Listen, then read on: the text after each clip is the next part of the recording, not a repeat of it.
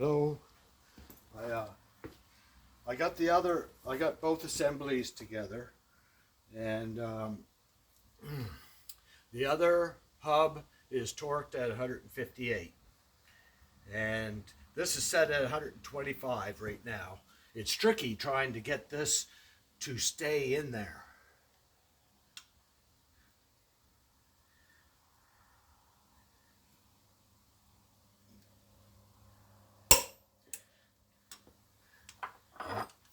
That's 125. 125 is easy, but when it gets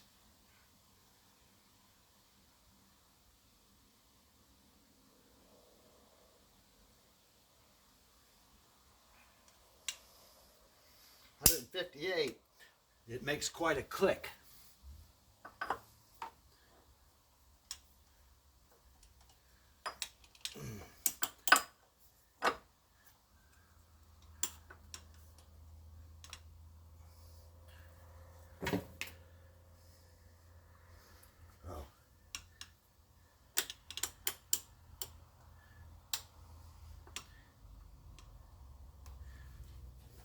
And it takes all my weight.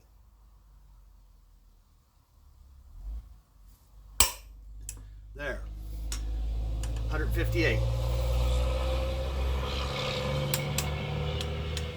I'll do that again.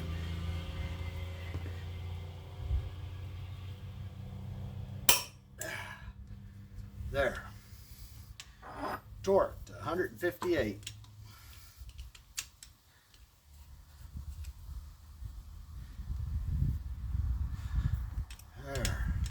There are a lot of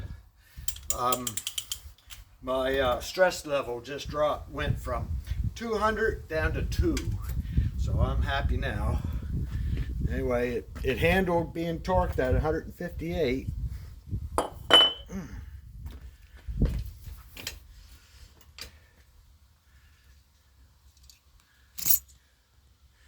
Yeah. So anyway, yeah, that worked good. Yeah, the tool, it wants to come out just a little tiny bit, but it seems to grip. Well, if it was going to slip, it would do it. But it's very important that doesn't move after you put the wrench on. So anyway, a little bit of careful lining up with that. So anyway, they're both torqued, and I put a piece of gasket between my hub and this metal. Just a piece of gasket in here just to make sure I don't scratch it any. But anyway, both assemblies are together.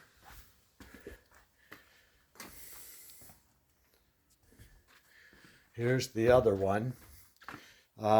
It just happened to work out that I put the new hub on the driver's side older spindle, and of course the driver's side spin hub on the other one. It was no big deal, but I figured if anything was going to be used, it'd be better to straddle the used, but there was no play in either one. And when I put this cover on here, I smooched grease all in through underneath that seal. I also put grease on the small race on the inner bearing down by the shaft. I smeared grease all the way around the plastic to the inner race to the shaft. So then when I put this down in, I had everything clean. I poured green Loctite down this line, and then put the washer, and then put this nut on. Then I poured green Loctite around this. Just to basically, I don't think it really needs it because 158's torqued, and I bend these little tabs in a little bit into these grooves is sufficient. But the green Loctite will be better than rust. So if condensation gets in that shaft, it has, see, the shaft, the spline only hits on the sides. It doesn't hit on the depth like it's airborne at the end. On each end, it only hits on the beveled sides. So the Loctite, or the grease in the bottom and the Loctite on the top, will keep rust out. Plus, it helps hold things. But anyway, that's all on and ready to be put on the car. And that one's all done and ready to be put on the car. So I'm kind of relieved with that, and I'm glad I got that torqued all on nice.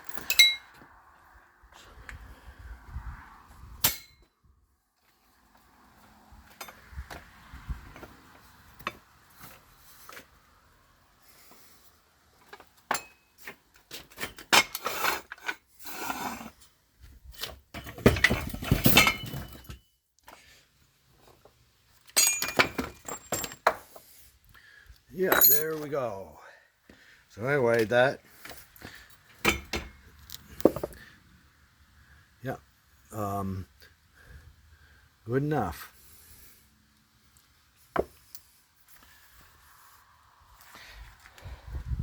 And so anyway, in here, the mold has stopped.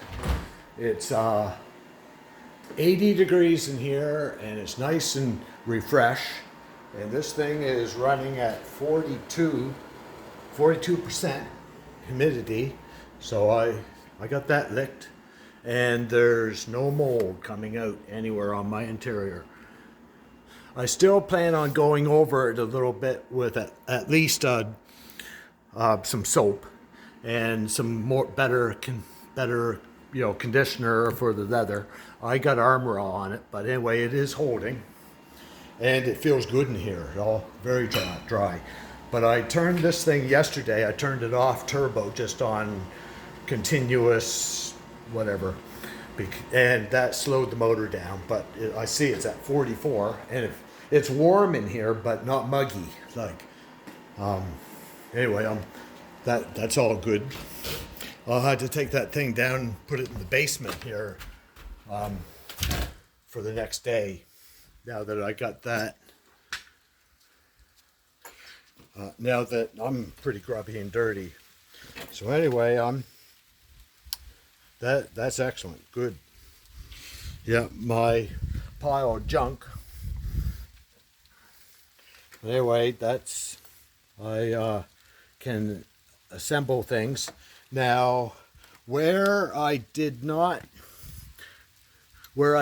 go back to the machine shop, this 7mm wrench just doesn't quite go in. And on this one over here, it goes in. So I'm off about at least 5 thou. And as I said, the emergency brake misses by 1/16 of an inch, and I didn't want to take that spacer back and have another one made for 5 thou. So, and that would have been another week. So anyway, everything's turned out good here. I'll be able to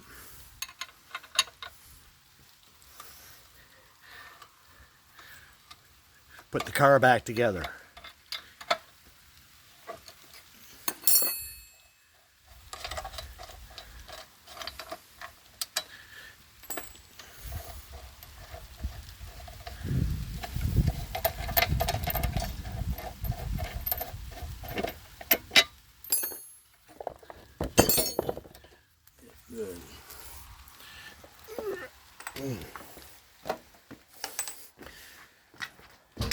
Go in and have a shower and